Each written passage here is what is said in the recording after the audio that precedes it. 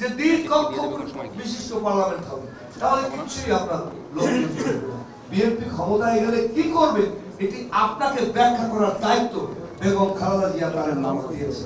এই দ্বিকক্ষ বিশিষ্ট পার্লামেন্টে আপনি যদি গার্মেন্টস শিল্পের মানুষ হন, তাহলে আপনার গার্মেন্টসের একজন প্রতিনিধি ওখানে থাকবে, আপনার গার্মেন্টসের কথা প্রতিটি সেক্টরের মানুষ সেখানে অবস্থান করবে।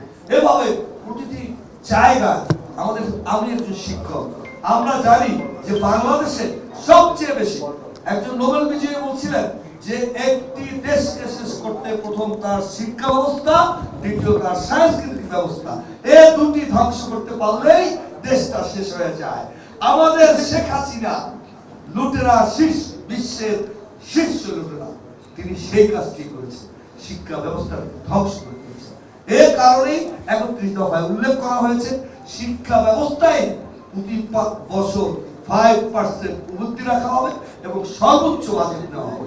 এটা আপনাকে ব্যাখ্যা করতে হবে এইভাবে যে শিক্ষক তার নিত্য পাওনা পাবে, তার জাতীয়করণ হবে এবং তার সকল বই পুস্তক ডিগ্রি পর্যন্ত ফ্রি করা হবে, যা বিষয় 2030 রয়েছে।